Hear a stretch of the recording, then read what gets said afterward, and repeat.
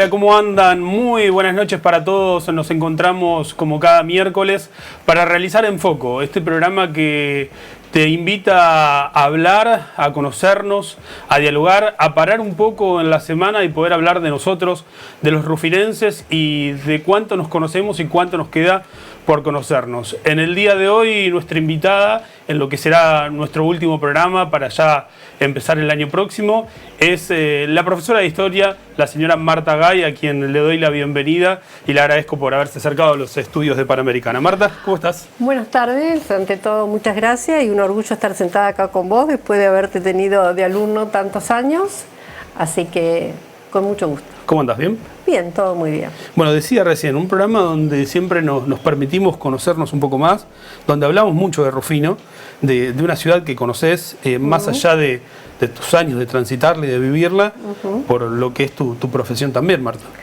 Sí, justamente anoche estaba en una cena de fin de año y salió el tema de Rufino y el tema relacionado a cómo se va perdiendo cierta parte de la historia de Rufino.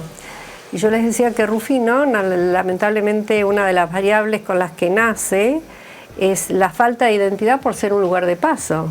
Nace pegado al ferrocarril y eso implica instituciones y demás, que es toda gente que va pasando, que es muy distinta a otras localidades donde la gente estuvo desde entrada arraigada al lugar por alguna otra razón y ahí quedó y generó familias del lugar y demás.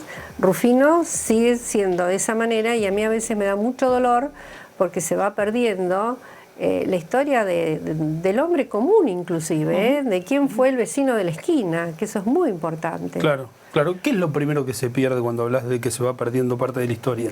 ¿Qué es lo primero que quizás se olvida o no se recuerda o no se tiene en cuenta? Y bueno, yo lo veo conversando nomás. Por empezar, no se conoce, vamos a ser sinceros, la historia argentina.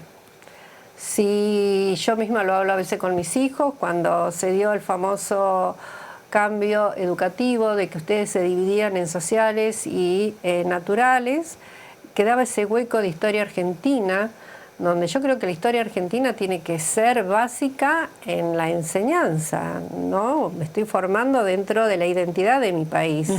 De ahí va a ir apareciendo el sentido de patria y todo lo demás, inclusive el posicionamiento político que puedo tener, que es muy bueno que se tenga.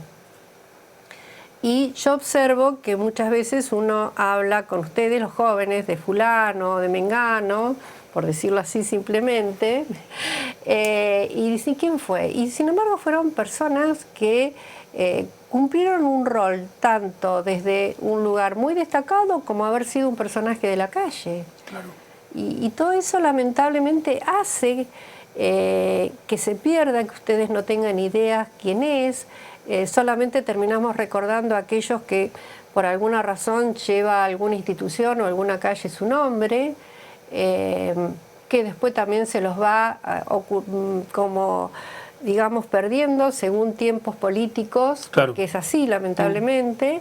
Y sin embargo, como que también pienso cada vez que, y lo hice por supuesto con mis padres, cuando fallece una persona, ¿qué valor tienen esas fotografías que las familias generalmente se desprenden? Sí. Y sin embargo, ¿cuánta historia hay? Porque a lo mejor en una de esas fotos familiares sale una esquina de Rufino que no tenemos idea que era así, o quién vivía en esa esquina. Y se empieza a contar una nueva historia. Exacto, y todo eso, bueno, siempre tengo un proyecto y a ver si el año que viene lo puedo poner a funcionar. Y creo que es muy importante. Has presentado diferentes escritos donde siempre hablas de Rufino y de la historia en sí. Mira, yo me tengo que sentar a pasar un trabajo grande que tengo de cuando estaba en el CONICET, que es parte de la historia de Rufino desde sus orígenes hasta 1916, que es un trabajo de orden científico, digamos, porque lo hacía en ese marco y que siempre quedó ahí guardado en la aprobación y lo quiero pasar y lo quiero publicar. Y ahí tengo otro montón de cosas para hacer, pero bueno, espero que en el 2024 poder publicarlo. Empiece ya a trabajar más tranquila y poder incluso armar un grupo de trabajo para rescatar muchas cosas que se están perdiendo. Es decir, cada vez que destruimos algo, de hecho yo me he expresado, cuando destruyen algo que tiene un valor histórico. con alguien en una oportunidad le digo, sí, perfecto, vos acá destruís esto que es una joya histórica para Rufino, pero a lo mejor vas a un país de Europa y te sacás una foto al lado de la ruina que dejaron los griegos, los romanos. Claro. Entonces las cosas tienen el mismo valor. ¿Sabes que en alguna ocasión lo tuvimos a Hugo Basso y marcaba un poco lo que estás diciendo vos? Y Esto siempre lo dije yo. del armado, de la historia, de considerar todo, de no dejar nada como si fuera algo que se pueda perder en el tiempo. Bueno, por algo, cuando aparece la segunda mitad del siglo XX la Escuela de los Anales en Francia, ¿qué es lo que empieza a destacar? La historia del hombre común, porque hasta ahí parecía que la historia era la historia del hombre, el héroe, el destacado, el político renombrado. Pero el hombre común también es la historia de todos los días en un lugar. Entonces, eso a mí me da mucho dolor, lo voy a decir porque tuve el enfrentamiento, lo reconozco, o me puse, fui y busqué las cosas que habían de alguna manera quedado cuando destruyeron, mejor dicho, el panteón más viejo que tenía el cementerio de Rufino, que era del mismo año de la fundación del cementerio. Y eso, en vez de destruirlo, se tendría que haber generado. Conservado. Claro, salvado. Pero bueno, yo lo atribuyo a nada personal de nadie, sino a esa variable que para mí es básica en la historia y en la evolución de Rufino, que es la carencia a veces de identidad con el lugar. Y a su vez está relacionado porque puede ser desconocimiento, Marta. ¿Por qué no digo? Porque a lo mejor si tomamos una decisión como este ejemplo que traes acá, de destruir un panteón que tiene la misma fecha de fundación de la ciudad, hay un desconocimiento. No voy a dar ninguna opinión, no creo que se pueda desconocer que la fecha de la fundación o de la creación del cementerio, que tampoco ese es el original, y veo que tiene la misma fecha, es una relación directa, pero bueno, no puedo atribuirlo a ninguna razón. Yo te digo simplemente desde la joya histórica que se pierde. Si tuvieras que volver a la cursada de tener alumnos enfrente tuyo y llevarles un poco la historia y en sí, y alguien te pregunta sobre la historia de Rufino, en pequeñas palabras, ¿cómo lo iniciarías en la historia de su ciudad? Bueno, yo te digo, yo primero de todo fui muy feliz dando clase, muy feliz. Yo no olvido mi etapa docente. Y segundo, creo que pondría un poquito más de énfasis en materias como puede ser la historia del lugar, la formación ética y ciudadana. Todo eso se va relacionando y contextualizarla en la historia mundial ya casi. Estamos en un mundo global. Vos con tus compañeros que viven en otros países, lo que sea, te relacionás, si querés lo llamás en este momento. Claro. Entonces ya no se puede trabajar, creo, solo un aspecto de la historia. Somos parte de una historia ya mundial, sí o sí. Y esto que pregunto algo, hago un paréntesis y vuelvo a la charla. Okay. Recién dijiste, el cementerio donde está ahora no es el original, estaba en otro lado. En otro lado. ¿Dónde estaba? Estaba más desplazado hacia el costado, ¿cómo decir? ¿Más cerca de la ruta? Sí, por allí, pero nunca lo he podido ubicar directamente. Creo que después viene una inundación y eso, bueno, es como la iglesia tampoco, esta iglesia que vamos nosotros, la Santísima Trinidad, estaba ahí, sino que estaba a la vuelta por Avenida Cobo. Era una pequeña capilla y de hecho se venía desde San Gregorio cada tanto y se bautizaba, tomaba la primera comunión, gran cantidad de gente todo el mismo día, porque, claro, porque no teníamos nosotros acá. Y estos datos que traes y que puedes contestar también, digo, con firmeza y con la certeza de haberlos leído y demás, ¿tiene que ver con tu paso por el museo? Digo, vos fuiste la fundadora del Museo de Rufino. Yo fui fundadora de 2 museos a esta altura. Uno que los tengo que terminar de acomodar. El primero es el Museo de Rufino, que indudablemente creo que, bueno, puse toda mi fuerza en eso, ¿no? Y estoy feliz de haberlo hecho. ¿Intendencia de quién en aquel momento? Del doctor Salvo. ¿Fue una apertura de él hacia vos o una iniciativa? Fue algo, estuvo ligado un poco con algo mío personal también. Yo en ese momento me pongo de novio con quien fuera después mi marido, y hablando así de cosas de historia, yo le comunico, hablando que creo que Rufino merecía un museo de alguna manera. Ya te digo, cada cosa que se tira o se rompe es irrecuperable, es un pedazo de historia que se pierde. Y bueno, y después él habla un día por otras razones y le comenta al doctor Salvo de esta idea. Y no sé, él después lo habrá hablado Salvo a nivel de ¿En qué año fue eso, Marta? Uy, mirá, yo todavía estaba soltera, así que te estoy hablando, Fede, y 35 años atrás, 36. Y tenía 3 alumnas que me acompañaban mucho, Hilda Marinetti, a quien le mando un gran saludo. Y bueno, y ahí empezamos porque no teníamos un lugar definido, así que empezamos sobre mesas con manteles de lienzo que se hacían bien prolijos, y ahí empezamos a juntar cosas y a poner eso. Y después el año pasado armé ya con otra forma de pensarlo, el Museo de la Sociedad Rural de Rufino, porque yo lo que veo que las instituciones también dejan pasar su propia historia. Y cada institución cuenta mucho de la historia de la comunidad. Y la verdad que se me ocurrió una idea muy diferente, que es primero secuenciar la historia con los puntos claves de la sociedad rural y después mostrar elementos. Claro. E indudablemente cada fiesta hay un gran acopio de fotografías que todavía está llevando mucho trabajo, donde se las ha ido agrupando bien por año, marcando en papel transparente el perímetro, digamos, de cada persona, y vamos a tratar ahora de entrar en la otra etapa, que es identificar quién es quién en esas fotos. ¿Por Claro. qué? Porque si yo te las muestro, vos no tenés ni la menor idea. Y eso no se puede perder. Está bien. Vuelvo a lo del Museo de la Ciudad. En aquel momento, cuando tomaste la decisión de iniciarlo, ¿en Rufino teníamos algún tipo de registro de algo en archivo que contaba un poco la historia? Los archivos que... Acá no había ningún tipo de archivo organizado. Los archivos que yo consulté en ese momento eran en la ciudad de Rosario, por supuesto en Buenos Aires, en el Archivo de la Nación, y en el Archivo de la Provincia de Santa Fe. Y no había, acá en Rufino en sí no había nada. Acá en Rufino no. Y te digo que cuando uno habla de archivo no tiene por qué sentarse a pensar nada más que es un documento, Puede ser hasta un papelito con el pedido a la verdulería, por decirte algo. Sí, sí.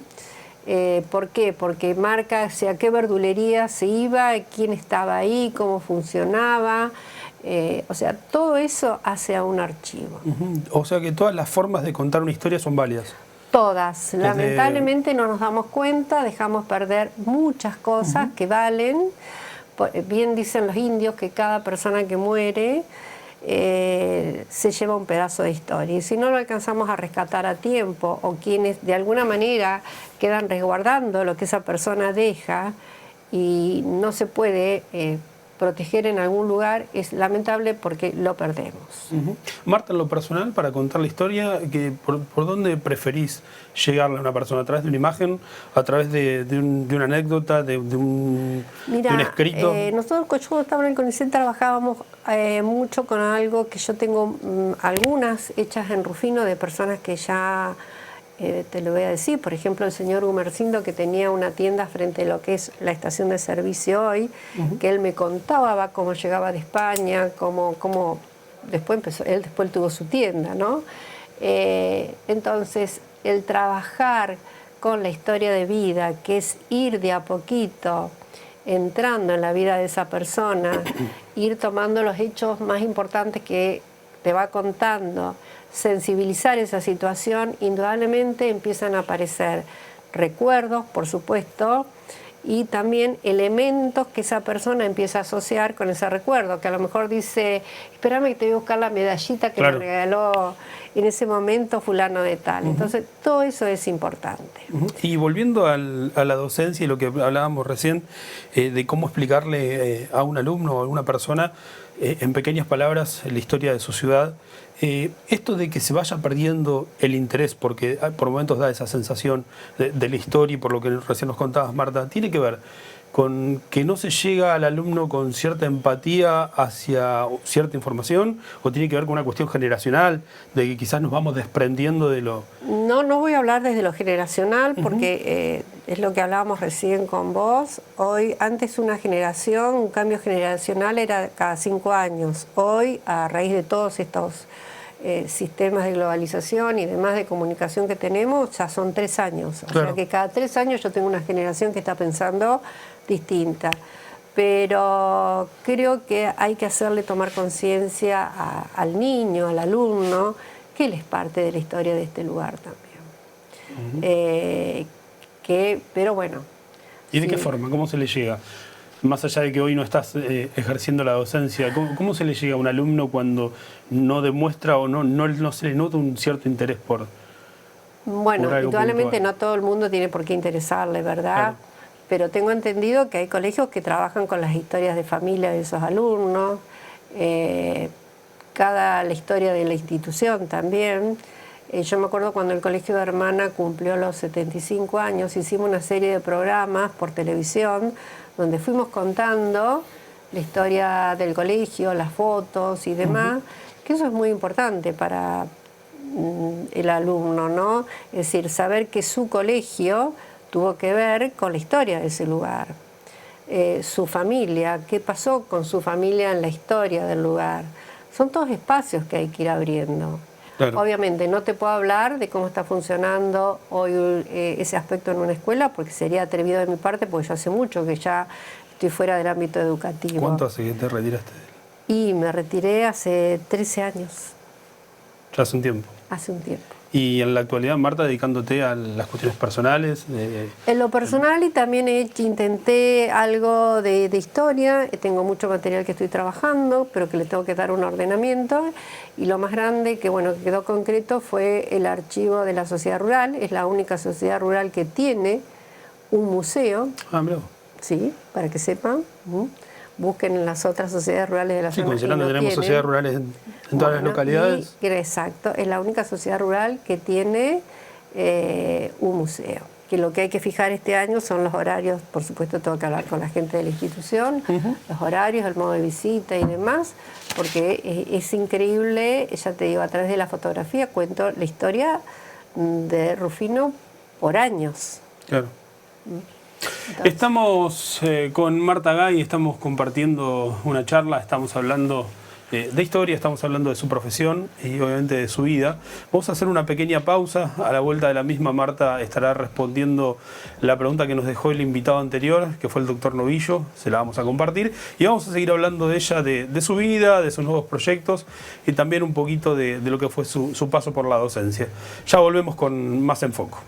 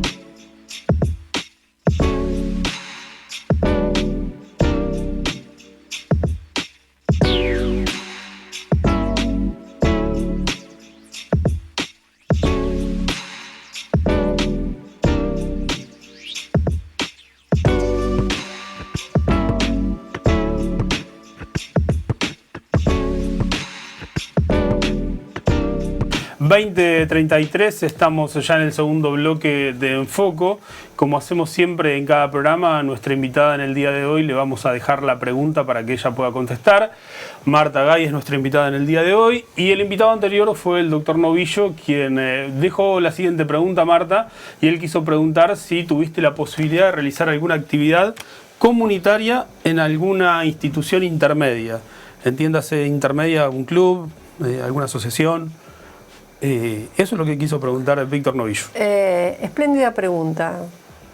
Es una de las preguntas, uno de los cuestionamientos que mis hijos me hacen generacionalmente. ¿Qué te dicen? ¿Qué hizo tu generación? No puedo englobar a todo el mundo, ¿no? En la participación de una institución para que esto cambiara. Yo en instituciones, fuera de una institución escolar, no he funcionado. Indudablemente una escuela tiene mucho más que hacer que dar clase a veces. Sí. Pero no, yo no estuve en ninguna institución fuera de las escuelas. ¿Pero por qué, Marta? ¿Porque una decisión de no, en definitiva, terminar de involucrarte? Porque recién dijiste... Claro, que es lo que me plantean muchas veces. No funcioné, dijiste. Nunca me lo planteé de entrar en una institución, ¿está? Siempre me dediqué mucho a mi familia, al colegio. Al colegio, y vos te deberás acordar, yo le dedicaba muchas más horas que las de dar clase. Y ahí muchas veces se cumplían otra serie de funciones que a lo mejor estarían dentro de otro tipo de institución. Ahora, yo en una institución intermedia concretamente, sí, que me acuerde, no he estado. Y parece que la vida llevó a que tus hijos sí participen, porque todos participan. Todos participan, y cuando esto nos lleva a grandes debates internos familiarmente, porque cuando ellos, claro, tienen una visión de las cosas y la mía es totalmente a veces diferente. Y cuando llegamos a un punto de no entendimiento, a lo mejor es ahí cuando me hacen este cuestionamiento: ¿qué hiciste vos, claro, o tu generación? Sí. Claro, pero también mi generación fue una generación que en algún momento nos hicieron estar adentro, callados, ¿no? Fue una época de Argentina un poco complicada también. Y no sé si eso influyó, no voy a decir que sí ni que no. También, claro, también nos educaban, por ejemplo, en el caso de nosotras, éramos dos mujeres, era para estar en la casa, íbamos, por supuesto, a aprender todas las actividades que en aquel entonces daba la posibilidad de ir a aprender a Rufino, ¿no? Así que piano, que folclore, que inglés y demás. Pero no teníamos mucha vida externa, digamos. Después estudiábamos e ingresábamos a los trabajos y desde allí a lo mejor cumplíamos funciones que hoy sí son más del ámbito de las instituciones intermedias. El ejemplo más claro de tus hijos, que recién lo mencionábamos, bueno, es el de Fede por el cargo Fede, que ocupa, pero el resto también tiene participación. Los tres tienen participación, sí. A ver, Pancho en el Club Newbery. Sí, exactamente. Pero ellos tuvieron un ejemplo, los dos ejemplos tuvieron. Por un lado, como he sido yo, las escuelas, a las cuales he dedicado gran parte de mi vida, pero también tuvieron un padre y, por el lado del padre, una familia que sí tuvo siempre participación en instituciones intermedias. De hecho, algunos de ellos han sido fundadores de instituciones que aún existen en Rufino. Entonces, por ese lado sí han tenido una influencia de que el tener el compromiso con la comunidad a través de instituciones, y sí, yo reconozco que es lo más importante. Hablando con esto que vos me decías hoy, ¿cómo hago para que un chico se vaya identificando con su localidad? Qué buen trabajo práctico sería que, así como existen los modelos de la ONU y demás, que un día o dos al año los chicos elijan a qué institución de Rufino representarían y qué harían desde esa institución. Para algún desprevenido le recordamos que Marta es la mamá de Federico Carballeira, por si algún desprevenido no sabe, bueno, lo dejamos acá bien claro. Te decía, ¿y cómo te llevas con eso? Más allá de que decís, tenemos algunos roces en cuanto a opiniones con respecto a la participación en instituciones y demás con mis hijos. ¿Y vos cómo te llevas hoy, entendiendo de que ya todos participan en las decisiones es de cada uno de ellos? Hoy puedo conversar y he aprendido a callarme también. Y son 3 hombres, ya no hay opción de que ellos hagan lo que a veces uno como mamá dice es lo que se debe hacer, claro. Y a lo mejor está equivocado uno, no ellos. Así que acepto la actividad que tienen. De hecho, como vos lo decís, los 3 tienen participación y bueno, la de Federico es la más, a lo mejor más relevante por sumarla ahora, o más conocida, y sí admiro de Federico, porque yo a veces soy dura, digo algo que no estoy de acuerdo, que Federico es un chico que tuvo siempre vocación política de chico. Yo me acuerdo haberme a veces enojado con algo, con él, decía, si no me salís político, no sé qué voy a hacer con vos, abogado o político, le decía. Claro. Bueno, fue las dos. Claro. Fue abogado y político. Las dos cosas. Porque siempre fue de esa manera. Por supuesto, era un chico que siendo así caía bien y caía mal, yo me daba cuenta. Pero el compromiso social lo tuvieron siempre los 3, y bueno, su papá fue así, su abuelo fue así, y bueno, cada vez se van involucrando más, ¿no? Y cada tanto algún consejo, alguna palabra, en este caso de madre, pero también como mujer de experiencia y esto que decís sí, bueno, de haberlas pasado también. Claro, uno no deja de decir las cosas. Yo siempre tengo una idea con respecto a mi relación con los chicos, es que cuando hay algo que no estoy de acuerdo, siempre se los digo, yo una vez lo voy a decir, sea de cualquier aspecto de su vida. Claro. Después, y bueno, son personas adultos y claro, las decisiones de ellos, pero una vez voy a dar el aviso. Creo que me corresponde incluso. Y ya volviendo a lo que hablamos anteriormente de las nuevas generaciones y esto que marcabas de que las generaciones van cambiando cada 3 años, así lo definiste, ¿sentís que las nuevas generaciones en algún punto también tienen esa necesidad de involucrarse con las instituciones? Es una generalidad, está bien. Yo creo que sí, que las generaciones van sintiendo necesidad de involucrarse. Estamos en un mundo que es global, e indudablemente involucrarse hoy desde cualquier lugar que se esté, puedo participar en una institución. A lo mejor las instituciones tienen que cambiar su forma de funcionar.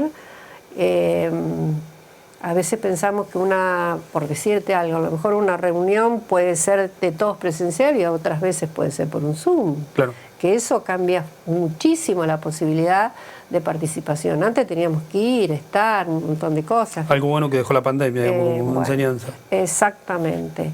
De todo hay que sacar siempre una enseñanza buena. Yo siempre les decía a ustedes que en un pizarrón, cuando salió en aquel entonces todo el tema de la computación y demás, y bueno, una computadora es de riesgo y no es de riesgo, depende para el uso que yo le quiera dar.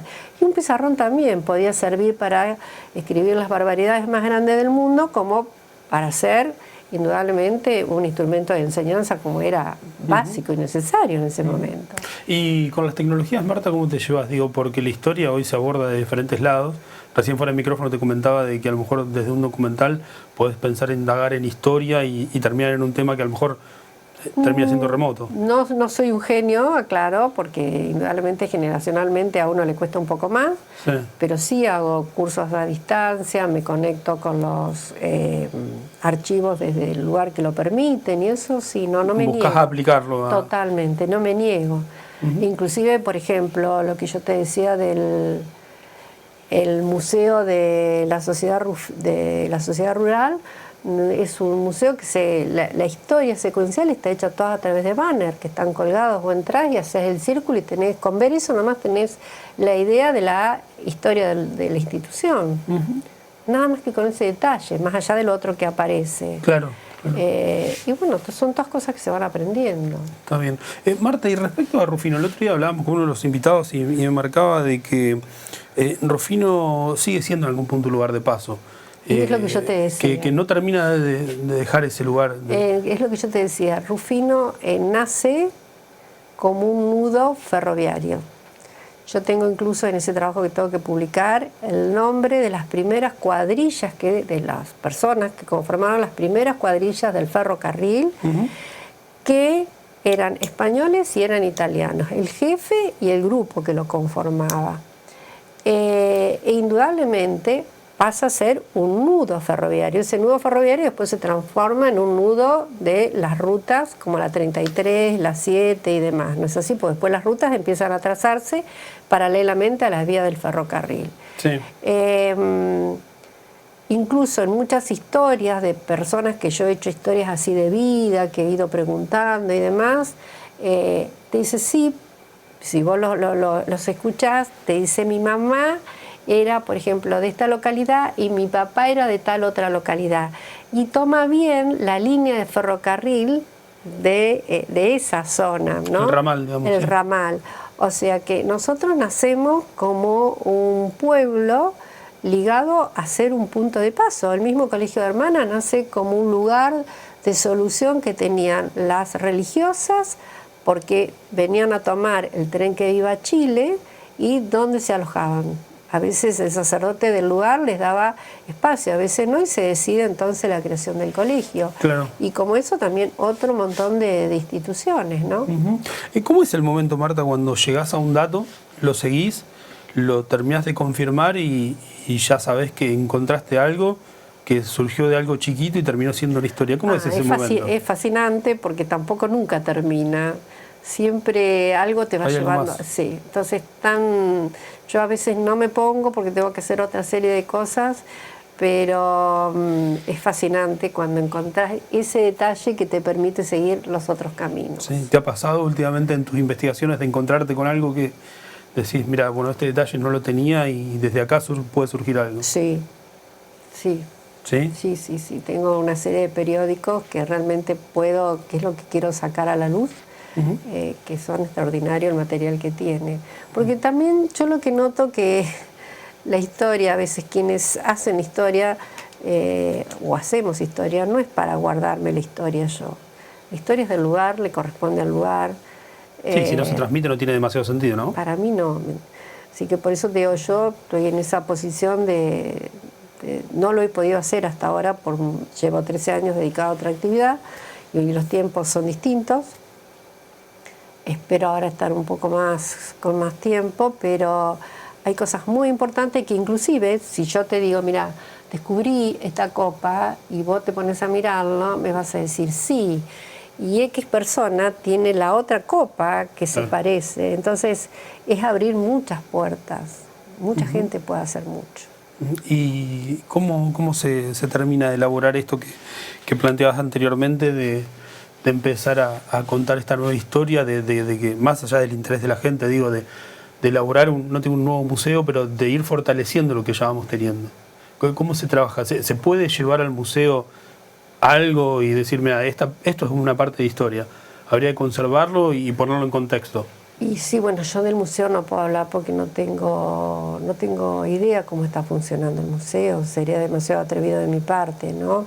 Hablemos de un museo tipo, no del museo local, porque no me puedo entrometer en un área que no estoy haciendo yo nada, ni sé cómo funciona, sería desubicado de mi parte. Indudablemente, claro, supongo que todo museo tiene el ámbito de que ingrese el material. Ese material puede entrar de 3 formas diferentes, que es por donación, por préstamo, o puede entrar como una especie de cuidado temporal, ¿no es así? Sí. En ese caso se entrega la documentación correspondiente, donde vos decís que recibís el material en calidad de donación, en calidad de préstamo por tanto tiempo, donde esa persona tiene que venir con ese documento y devolverle el material, o bien quien lo deja cierto tiempo en resguardo, digamos, y bueno, queda en resguardo a lo mejor sin marcar un tiempo final.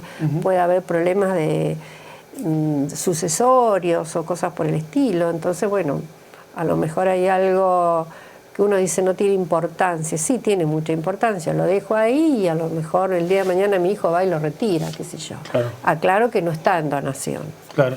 ¿Hay alguna localidad de la zona, digo, por todo esto que trabajás y buscás en cuanto a investigar y seguir la historia, que sea un modelo de localidad que realmente le da el valor que requiere la historia local?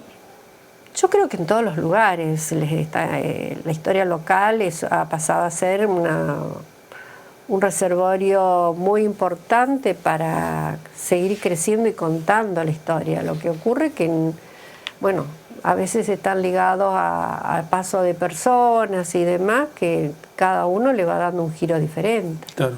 Vuelvo a lo personal, Marta, y algo que dijiste la pasada en el primer bloque, esto que decías que la docencia te hizo muy feliz.